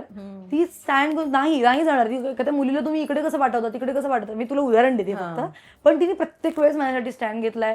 तिने मला खाऊ पिऊ घातलंय त्याच्यात. ती शी वॉज लिटरली म्हणजे माझी आई होती ती. तिने खूप खूप काळजी घेतली माझी, खूप गोष्टी शिकवल्यात. बरं, हे सगळं तर पॉझिटिव्ह झालं. आपल्या आयुष्यात निगेटिव्ह माणसं सुद्धा येतात जे आपल्याला काय करायला नाही पाहिजे ते जास्त शिकवतात. राईट. एवढ्या वर्षात मला सगळं 10 वर्ष झाली आहेत तुला अंदाजे इंडस्ट्रीमध्ये, अशी माणसं होती किंवा आहेत की काय करू नये हे त्यांच्याकडनं शिकलीस तू. हो, आहेत. अनुभव पण असतील ना. हो आहेत. म्हणजे actors, to be very honest, ऍक्टर्सचा मला असा एवढा वाईट अनुभव नाही आला अजून तरी सेटवर कुठल्याच. कारण मी पण थोडं म्हणजे अशी बॅलन्स, अगेन मी बॅलन्स्ड असते, सो मला पण रिस्पॉन्स बॅलन्स्डच मिळतो. पण काही लोक आहेत जे गोष्टी मॅनेज करतात, शेड्यूल करतात किंवा प्रोडक्शन सांभाळतात. सगळेच तसे नाही आहेत. अगदीच मी तुला सांगते की 100 असेल तर म्हणजे 100 10 जण तसे असतात जे तुम्हाला त्रास द्यायलाच असलेले असतात. मला एक व्यक्ती आहे मनपावरीच्या वेळेसच आय थिंक मी त्या व्यक्तीवर खूप जास्त विश्वास ठेवला किंवा सेम मी माझा जे स्वभाव आहे ना फ्रँक होण्याचा, तर मी सगळं जाऊन एक्सप्लेन करायचे किंवा सगळं जाऊन सांगायचे माझ्या आयुष्यात काय घडलं काय नाही. आणि हे करता करता एक दिवस असं अचानक झालं होतं की मी गेले एक महिना वगैरे रात्री 2 ते सकाळी 6 म्हणजे रात्री 2ला पॅकअप व्हायचं आणि सकाळी परत 6:30चा कॉल टाइम असायचा. तर हे मी खूप दिवस करत होते आणि ना तेव्हा मला जाणवायला लागलं की माझी झोप नाही होते. बरोबर. मला आय जस्ट नीड इट, कारण माझे डोळे टेकच्या वेळेस बंद व्हायचे ग. सो मी फक्त एकदा मी रिक्वेस्ट केली की ऐक ना प्लीज, मला एक दिवस झोपू दे किंवा एक दिवस लेटचा कॉल टाइम दे. कारण तसंही बाकीचे सगळे 8 तासाची कारण ते सिनियर ऍक्टर होते, ते क्लिअरली सांगायचे की 8 तास किंवा 6 तासाच्या झोपेशिवाय आम्ही नाही येणार. आणि मी 4 तासात तिकडे हजर. सो मला असं मी एकदा बोलले की मला प्लीज एकदा एवढंच असेल ना तर तू प्रोड्युसरशी बोल आणि हे बोल ते बोल. अशी उत्तरं मला मिळाली. आणि सगळ्यात घाणेरडं वाक्य त्याच्यामध्ये हे होतं की जो परडे तेवढंच बोल. हे वाक्य मला आलं आणि तेव्हा मला असं झालं की या व्यक्तीला आपण आपली मैत्रीण मित्र मानत होतो, पण ह्या व्यक्तीने बरोबर दाखवून दिलं आपल्याला वेळेत की तिचं काम अडलं पण नव्हतं ग, की जस्ट बिकॉज तिला काही मायनर चेंजेस करावे लागणार होते त्या व्यक्तीला, म्हणून जर मला हे ऐकवलं जात असेल की तुझं परडे तेवढंच बोल, तेव्हा मला जाणवलं की लोकांना ठेवलं पाहिजे त्यांची जिथे जेवढी लेवल आहे ना तेवढं तिथे ठेवलं पाहिजे. आपण त्या गोष्टीत किती बिलीव्ह करत नसलो तरी ती गोष्ट खूप इम्पॉर्टंट आहे, कारण नंतर मग लोक तुम्हाला ग्रँटेड घेतात, खूप ग्रँटेड घेतात. सो त्या लिमिट्स तुम्ही सेट केल्याच पाहिजे जिथे तुम्हाला पटकन कोणीतरी. आणि तेव्हा मी काहीच नाही बोलले. मला आज वाईट याचं वाटतं की जेव्हा ती व्यक्ती मला म्हणाली की हे तुझं परडे तेवढंच बोल किंवा जाऊन ह्यांच्याशी बोल, हे तुला असं ठरवून आली होतीस का, तू तुझ्याकडनं कॉन्ट्रॅक्ट सांगितलं का 6 तासाची झोप वगैरे, हे जेव्हा बोलली होती ना ती व्यक्ती, तेव्हा माझ्याकडे उत्तरच नव्हतं यार. मी अशी होते कारण मी नवीन होते ना, मला असं झालेलं की मला काही कळायच्या आताच ते घडून गेलं आणि ती व्यक्ती तिकडून निघून गेली. आणि लाईक ओके, मग कोणी येऊन बोलायचं. बरोबर. तर अशी माणसं आहेत, पण त्या माणसांना मी थँक्यू म्हणेन. आज त्यांच्यासोबत काम नाही करणार परत, पण थँक्यू नक्कीच म्हणेन की तुम्ही तुमच्यामुळे मला कळलं की लोकांशी कसं वागायला हँडल करायचं. आता तू खूप हे असशील, पर्टिक्युलर असशील ना. म्हणजे वाईट नाही वागत मी ऑब्व्हियसली, पण no means no. No means no. म्हणजे जर जिथे मी प्रोफेशनली करेक्ट आहे, फॉर एक्झाम्पल मी जर अगेन 1 महिना आधी सांगितलंय माझ्याकडनं ऍडजस्ट होत असेल, मी पूर्णपणे प्रयत्न करेन. मी पूर्णपणे प्रयत्न करेन. मी हे प्रयत्न करते की माझ्यामुळे रोल लेट नाही झाला पाहिजे, माझ्यामुळे शूटिंगला लेट नाही झाला पाहिजे. मी पूर्ण प्रयत्न करते. म्हणजे असं नाही की मी 8:30च्या कॉल टाईमला 8:30लाच जाते. ऑनेस्टली मी सांगेन की मी कधी कधी 8:30च्या कॉल टाईमला 8:45ला पण जाते. पण जर तुमचा रोल टायमिंग 9:20चा असेल तर मी 9:15ला तुम्हाला काही करून रेडी मिळेल. मग मी कुठे रेडी होईन तो माझा प्रश्न आहे. मग मी कॅबमध्ये जाता आता मेकअप करते किंवा मग मी तिकडे पोहोचल्यावर 15 मिनिटात किंवा 10 मिनिटात मेकअप करते. मी काही करेन, पण मी 9:20ला तुम्हाला, मी माझी कमिटमेंट आहे 9:20ला रेडी, तर 9:20ला. एवढ्या वर्षात विदेशात तुझं सगळ्यात जास्त स्ट्रगल या इंडस्ट्रीमध्ये कुठल्या गोष्टीसाठी झालाय किंवा होतोय अजून पण, किंवा तू फेस केलाय स्ट्रगल? नाही म्हणण्यातच. नाही ना, अजूनही मी ते शिकतेय, नाही असं नाही. पण आता कुठे कुठे मला ना ते, मी बोलते नाही असं नाही, पण मला आजही ते नाही म्हणते त्याचा त्रास होतो आतनं, माहित नाही का. म्हणजे नाही म्हणणं चुकीचं नाहीये, पण ती भीती पण असते ना की बाबा हीच माणसं आपल्याला पुढे जाऊन सुद्धा भेटतील. एक्झॅक्टली. छोटीशी इंडस्ट्री, एक सर्कल आहे, आणि मग तर कुठेतरी असं वाटतं की माझं नाही आहे, मी इगोर नको घ्यायला. ते नाही खूप पोलाईट आहे, पण ते नाही इगोर नको घ्यायला. आणि दुसरी गोष्ट, पर डे मी खूप पटकन कन्व्हिन्स होणारी मुलगी आहे. हो, कधी कधी मला माहिती असतं की आता इथे माझी गरज आहे, किंवा मी माझं 100% दिलंय ऑडिशन मध्ये, किंवा या कॅरेक्टरला मी कम्प्लिटली जाते. काही माहित आहे, मुलांचं इतकं कौतुक करेन, नवीन येत आलेले ते, पण त्यांना इतकी त्यांची व्हॅल्यू करेक्ट माहिती आहे ना, मला अगेन नाही म्हणायला जमत. सो त्याच्यामुळे तो प्रॉब्लेम होतो. कोणीतरी मला खूप कन्व्हिन्स केलं ना की मला असं चल ना यार, चल ले तेरे को चाहिए ना, ले. सो भाईचारे में मेरा निकल जाता है, माझीच वाट लागते नंतर. ते रिअलाइज होत असेल की पीनट्स मध्ये काम करतोय. एक्झॅक्टली. सो नंतर मला असं होतं, बाकीच्यांचं ऐकून मला असं होतं की येडं बनवलं रे आपल्याला. सो आता ते मी पण शिकते हळूहळू, नाही असं नाही, पण त्या गोष्टींमध्ये मला अजूनही त्रास होतो नाही म्हणताना. जे मी तुला मगाशी काश्मीरच्या रील्स बद्दल बोलले, तू प्रूव्ह केलास आता विदिशा. ओके. आणि ना तू बनमस्काच्या ऑडिशनचा उल्लेख केलास की तिकडे जाऊन ऑडिशन दिलंस वगैरे. त्यानंतर आतापर्यंत एक 9-10 वर्षात अनेक ऑडिशन्स दिले असतील, पण आपण सगळ्याच ऑडिशनला फिक्स होतो का, तर नाही होत. आणि काही असतात ऑडिशन ते जेन्युअनली की आपल्याला भीती वाटत असते देताना किंवा गंटत ते. कोणतं ऑडिशन एवढ्या वर्षातलं तुला खूप लक्षात राहतं की इधर ते खूप चांगलं झालंय किंवा ते वर्स्ट झालंय आणि तू काय केलंस तुला माहित नाहीये? वर्स्ट म्हणजे ते ऑडिशन ऍक्च्युली खूप हार्ड होतं. 2 ऑडिशन आहेत ऍक्च्युली, मराठीतल्या नाही येते, हिंदीमधलं. ते कान्सवाला बोलले ना तुला मी, तेव्हा मी होते हम्पीमध्ये. ओके. तर मी हम्पीच्या मंदिरात असा कॅमेरा आडवा ठेवून तिकडे ते शूट केलं होतं, कारण ते पूर्ण इंग्लिशमध्ये होतं. ओके. सो असं नाही की माझं इंग्लिश वाईट आहे किंवा असं काही नाहीये, पण मला ऑब्व्हियसली आपली मातृभाषा मराठी आहे ना, तर तो टच येतो, येतो टच, किती नाही म्हणलं तरी. सो इंग्लिशमधनं एक्सप्रेस करायचं म्हणजे डायरेक्ट हॉलिवूडला गेल्यासारखं. सो त्याच्यात मला थोडंसं असं, मला ते करून झाल्यानंतर मला असं झालेलं की मी काय केलं. म्हणजे मी केलं, पण आय डोंट नो, मी स्वतःला जजच करू शकले नाही त्या ऑडिशन बघून की मी बरोबर केलं नाही केलं, इंग्लिशमधनं असंच इमोट केलं गेलं पाहिजे की नाही केलं पाहिजे. आय डोंट नो, माझे पॉजेस बरोबर होते नव्हते. आता इंडियन जे इंग्लिश बोलतात त्यांच्या वाईज हे करेक्ट पॉज आहेत की त्यांना ब्रिटिश इंग्लिश किंवा त्यांचे जे पॉजेस असतात, त्यांचं जे कॅरेक्टरिस्टिक्स असतात ते बरोबर आहे त्याच्या वेळेस. मला काही पूर्ण मी शून्य अशी ब्लँक होते ते दिल्यावर, पण झालं त्याच्यामध्ये सिलेक्शन माझं. सो मला असं वाटतं की मी बरं दिलं होतं, करेक्ट होते पॉजेस. आणि दुसरं एक होतं ते आत्ता एका हिंदी, सो जालियनवाला बाग आहे ना, त्या ह्याच्यावर एक नाटक पियुष मिश्रा करणार होते, किंवा आय थिंक चालू पण असेल ते. तर त्याचं एक ऑडिशन होतं आणि त्याच्यामध्ये इतकं हार्ड हिंदी होतं ते ऑडिशन. मी आजही बघते, मला असं होतं की मी दिसतंय की मी वाक्यांमध्ये अडकली.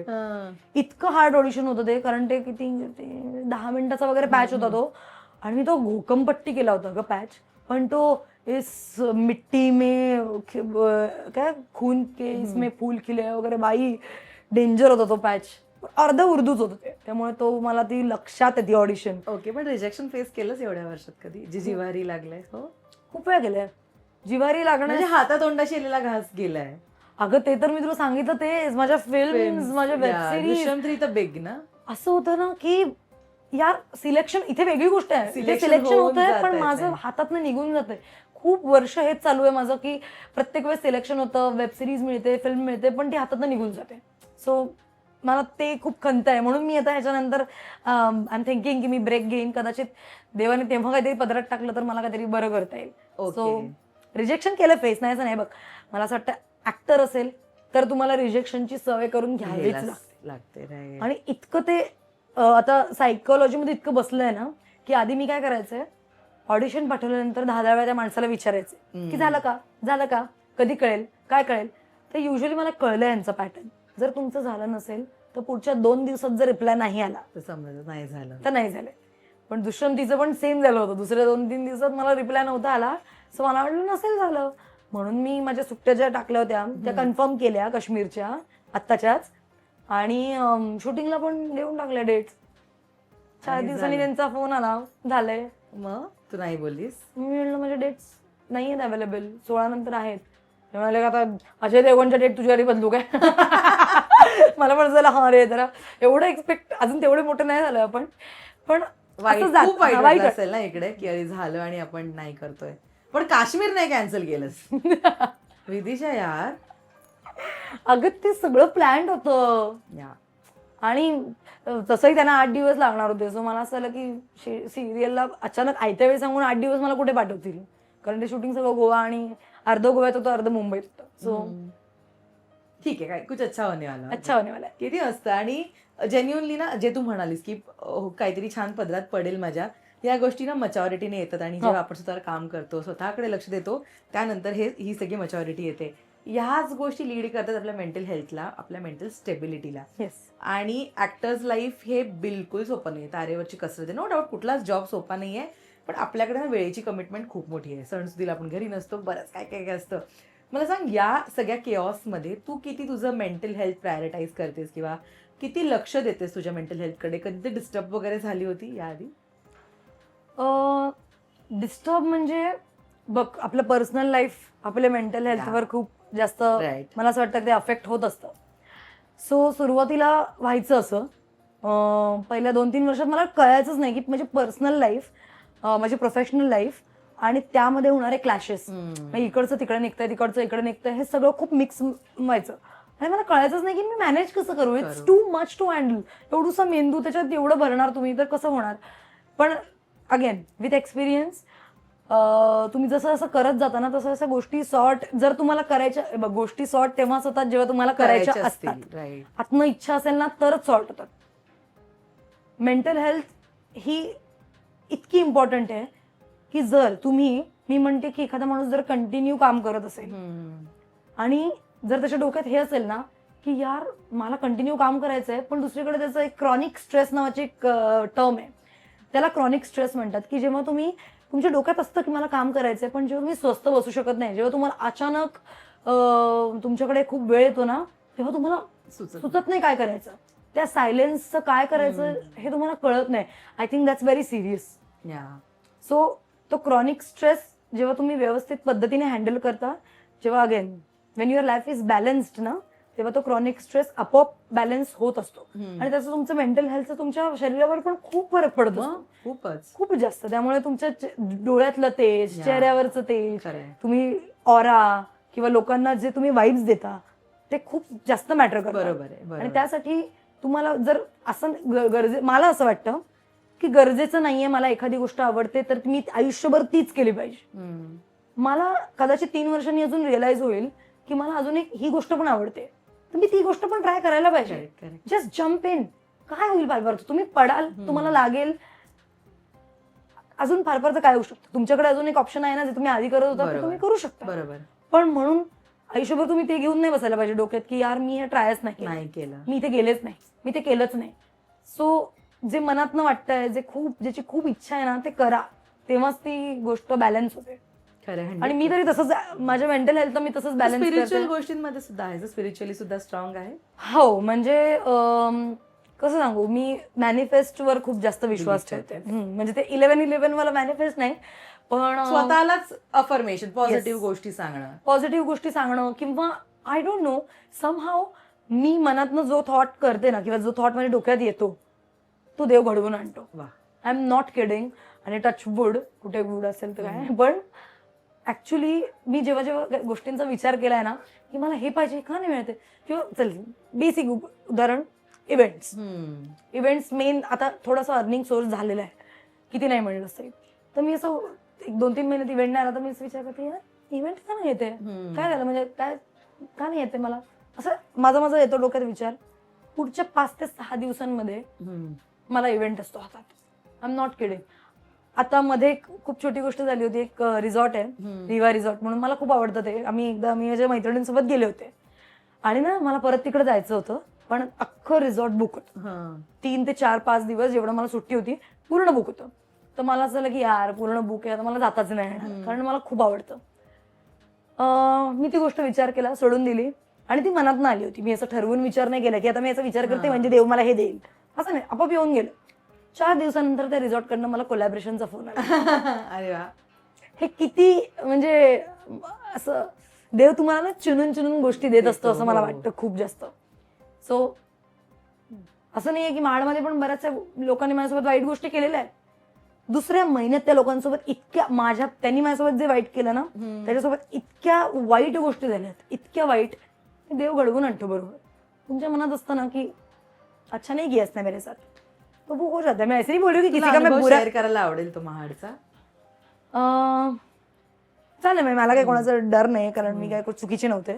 सो असं झालं होतं की माझं एक रिलेशनशिप होतं महाडमध्ये. तर त्या रिलेशनशिपमध्ये असताना त्या पर्टिक्युलर व्यक्तीसोबत मी ऑब्व्हियसली, आपण आता जेव्हा तू रिलेशनशिपमध्ये असतेस यू ऑल्सो नो की आपण बाहेर जातो, फिरतो, गप्पा असतात किंवा कुठे चहा पिणं असतं, काही असतं. तर तसं आम्ही नॉर्मली फिरायला गेलो होतो. तर कसं आहे ना, गावामध्ये जेव्हा तुम्ही एक मुलगा मुलगी एकत्र फिरतात तेव्हा अचानक त्या गोष्टीला एक वेगळंच वळण दिलं जातं. आणि मी तेव्हा लहान पण होते थोडीशी, सो तो सेन्सिटिव्ह होतं त्यांच्यासाठी खूप जास्त. पण तेव्हा त्यांनी ती ज्या पद्धतीने हँडल केलं ना, मोठ्या माणसांनी या गोष्टी अशा हँडल नाही केल्या पाहिजे. तुम्ही मोठे आहात ना, मी तर किती, चल मी लहान आहे तेव्हा, पण तुम्ही तर मोठे आहात, तुम्हाला तर माहितीये ना की हे वय कसं आहे किंवा या वयात काय काय होऊ शकतं. आज जेव्हा मी ऍक्च्युअली जेव्हा 29 आहे तेव्हा मी त्या गोष्टीकडे बघते आणि मला असं वाटतं की जर मी असं कोणाला काही म्हणजे मला स्पॉट केलं असतं कोणाला, तर मी असं नसतं हँडल केलं. एका 19-20 वर्षाच्या मुलीच्या मेंदूवर तुम्ही जे वागताय त्याच्यामुळे काय आयुष्यभराचा परिणाम होऊ शकतो ह्याचा विचार न करता ते सेन्सिटिव्ह गोष्टीला तुम्ही हवं तसं हाताळता, मला ते पटत नाही. तर बेसिकली मी असं, आम्ही त्या व्यक्तीसोबत बेसिकली आम्ही असं बाहेर फिरायला गेलो होतो, तर त्यांना ते दिसलं होतं, तर त्यांनी माझ्या घरी सांगितलं होतं आणि ते खूप असं विचित्र वेळी सांगितलं की की जिकडे माझ्या घरात ऍक्च्युली आकांतांडव होईल. सो त्या तिला ते करायची काहीच गरज नव्हती, कारण त्याच्यातनं तिला काहीच मिळणार नव्हतं. त्याच्यातनं जे काही जो माझे बाबा त्यांचे मित्र आहेत, सो जे काही होणार होतं त्यांच्या मित्राच्या आयुष्यामध्ये, फॅमिलीमध्ये तंटेच निर्माण होणार होते त्याच्यामुळे. सो त्यांनी ते केलं आणि मला असं झालेलं की यार का केलं असेल या माणसाने. जर मी एवढी लहान असून मला कळते की this is not right, whatever it is, तर का केलं असेल. पण नंतर देवानी बरोबर शिक्षा दिली त्या माणसाला. देव दूर नाहीये, देवानी बरोबर शिक्षा दिली. आज तिथेच त्याच माणसाला मला पुरस्कार द्यावा लागतो कधी कधी, आणि म्हणजे सत्कार करावा लागतो कधी कधी. मी गेले तिकडे तर सबका बदला लेता है वो और वो लेगा. बरोबर आहे. आणि तू मॅनिफेस्टेशनचा उल्लेख केलास. आता प्रत्येक जण खूप बोलतोय आणि ना ही पॉझिटिव्हिटी आहे आपल्या आतमधली, की आपण म्हणतात ना ते की नेहमी पॉझिटिव्ह वाईब्स द्या स्वतःला, स्वतःच्या मेंदूला, की त्या गोष्टी घडतील. मला सांग विदिशा, आता या सगळ्यातनं तुला म्हटलं की एखादी भूमिका किंवा एखाद्या प्रकारचा प्रोजेक्ट तू मॅनिफेस्ट करतेस आत्ता, तर ते काय आहे तुझ्या गोष्टीतलं? सांगू का एखादं मी मॅनिफेस्ट करतेय. म्हणजे तुला एक सिरियल होऊन गेली होती, रुपल माझी मैत्रिणच आहे, तर तिची रुपल तिची गोठ नावाची सिरियल माहितीये होऊन गेली. त्याच्यामध्ये तिचं जे कॅरेक्टर होतं ना ते माझं इतक्या वर्षांपासून खूप डोक्यात आहे, माहित नाही का, पण ते असं फिक्स झालंय. तर तसं काहीतरी कॅरेक्टर ना, तशा टाईपचं कॅरेक्टर मला वेब सिरीज किंवा ह्याच्यामध्ये आलं ना, तर मी ते खूप जास्त मॅनिफेस्ट करते. म्हणजे आय डोंट नो, मला ते कायम इतकी वर्ष खूप करायचंच होतं. आणि मध्ये मी माझंच कॅरेक्टर मॅनिफेस्ट करत होते, तर ऍक्च्युली माझ्या रिलेटेड थोडं तेजाच आता मी जे करते पिंगाचं, तर ते माझ्याकडे आलं. सो आय एम शुअर की असं काहीतरी एक कॅरेक्टर जे ज्याला थोडं फेमिनाईन टच पण आहे, पण जे फ्री सोल पण आहे, असं एक कॅरेक्टर मला करायचं आहे डेफिनेटली, आणि ते येईल. क्या बात आहे. सो जाता जाता मला सांग, आपल्याला प्रत्येकाच्या आयुष्यामध्ये एक गोल्डन मुवमेंट असते, मे बी तो लाईफ टर्निंग डिसिजन असतो किंवा तो दिवस असतो की ज्याच्यामुळे पुढचा ग्राफ बदललाय सगळ्या करिअरचा. सो तुझ्या गोष्टीतला मला PNG स्पेशल शायनिंग मुवमेंट जाणून घ्यायचा आहे की तुला असं वाटतं तो दिवस, तो प्रोजेक्ट किंवा ती भूमिका तुझ्यासाठी शाईन करणारी ठरली? Legacy starts when together the undone is done. PNG Jewelers. Legacy is our biggest gold. Actually म्हणजे खूप रिलेटेबल पण आहेत त्या दोन गोष्टी आहेत त्या रिलेटेबल पण आहेत. एक ते हे सगळं तुझं जे मी तुला सांगितलं त्याच्यानंतर काही काळ आमच्या घरामध्ये तणाव होता. तर ना त्याच्यानंतर मी का रंगभूमीची खूप आभारी आहे ना, त्याचं हे एकमेव कारण आहे.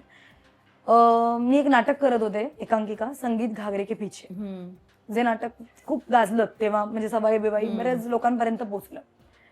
तर त्याच्यामध्ये ना एक त्याची स्टोरी अशी होती की मुलगी जी आहे तिची व्हर्जिनिटी लूज होते आणि मग त्याच्यानंतर तिला कसे ट्रीट करतात गाववाले आणि म्हणजे खूप वाईट पद्धतीने तिला फासावर बिसावर लटकवतात वगैरे असं. तर त्याच्यात ना एक पॅच होता, तो पॅच होता तिच्या बाबांबद्दल. आणि त्या पॅचमध्ये असं होतं की जी मुलगी तुम्हाला कायम आयुष्यभर तू माझा मुलगा, ही माझी मुलगी नाही, हा माझा मुलगाच आहे आणि हाच मला पुढे जाऊन सपोर्ट करणार आहे, आणि इतकं प्रेम तुम्ही केलं ज्या मुलीवर तुमच्या किंवा तुमच्या जवळच्या व्यक्तीवर, ती व्यक्ती एका क्षणात एका मोमेंटमध्ये तुमच्यापासून लांब होते. एक काहीतरी गोष्ट घडते आणि तुम्ही लगेच अचानक कसं तुटतं ते इमोशनल बॉन्ड तो कसा तुटतो. तर असा तो पॅच होता आणि it was very relatable in my life. आणि त्यावेळेला माझ्या आणि बाबा, आम्ही थोडे दिवस बोलत नव्हतो मी आणि बाबा, आणि नेमकं त्या शोला बाबा आले होते, पुरुषोत्तमचा. एक पुरुषोत्तमनी आमचं एक ठेवलं होतं शो वेगळा, तर त्या शोला नेमकी बाबा आले होते. आणि आय डोंट नो, पण त्या शोला ना मला, त्या पॅचला मला कधी असं खूप खदखदून रडायला नाही यायचं, माहित नाही का, थोडंसं यायचं ऑब्व्हियसली, पण असं जे आतून येतं ना तसं कधीच नाही आलं. तो एकमेव शो होता जिकडे मी असं तो पॅच सुरू केला बोलायला आणि मला असे समोर ऑडियन्समध्ये माझे बाबा दिसले, लिटरली दिसले, आणि त्यांच्याकडे अख्खा पॅच तुम्ही त्यांच्याकडे बघून बोलले. अय्यो, मी अंगावर काटा आला ऐकून. तो अख्खा बॅच मी त्यांच्याकडे बघून बोलले. आणि आय डोंट नो, पण that was the first time जेव्हा मला माझ्या ऍक्च्युअली फॅमिलीने परफॉर्म करताना बघितलं होतं स्टेजवर. मी काय इतकी दिवस, म्हणजे 2 वर्ष मी करत होते, इतकी वर्ष मी काय करते ते करताना मला माझ्या फॅमिलीने पहिल्यांदा बघितलं आणि त्यांच्या डोळ्यात मला दिसलं की मी जे करते ते बरोबर आहे आणि they are happy about it. So it was very special moment. आणि त्याचं सगळं श्रेय माझ्या मैत्रिणींना जातं अगेन, कारण माझा सेंड ऑफ जेव्हा होता तेव्हा खूप वेगवेगळे कष्ट करून सगळ्यांसाठी, आमच्या सिनियर्स, म्हणजे आता ज्यांचा सेंड ऑफ होता ना त्या सगळ्यांसाठी प्रोजेक्टरवर व्हिडिओज आणले होते, सिनियर्सचे, कोणाचे. तर मी असे होते की माझ्यासाठी कोणाचा व्हिडिओ असेल, आणि अचानक प्रोजेक्टरवर बाबा आले ग, माझ्याबद्दल बोलायला लागले. आणि दॅट वॉज दी मुमेंट की तिकडे मी माझा बांध फुटला होता. ऐक किती मस्त. आणि ना विदिशा, अशी शाईन करत राहा तू. आणि जेन्युअनली हा जो तुझा स्वभाव आहे ना की काम पण करायचं, आपलं आयुष्य पण जगायचं, हे खूप मस्त आहे. आणि असाच कॅरी ऑन राहू दे. तू कितीही मोठी झालीस आणि तू कितीही मोठे मोठे प्रोजेक्ट केले तरी थँक्यू सो मच, तू वेळ दिलास आणि तुझी गोष्ट आज आमच्यापर्यंत उलगडली. जे मी सगळ्या सुरुवातीलाच म्हणाले की तिची वयाने लहान आहे, पण तिने काम खूप मस्त केलंय. All the very best. Thank you so much. Thank you so much. तुझ्याशी बोलताना नेहमी असं वाटतं ना मी माझ्या असं खूप खास मैत्रिणीशी बोलते. थँक्यू. आणि आता नेक्स्ट स्टेपला मला घेऊन चल. येस, चलो काश्मीर. Bye bye.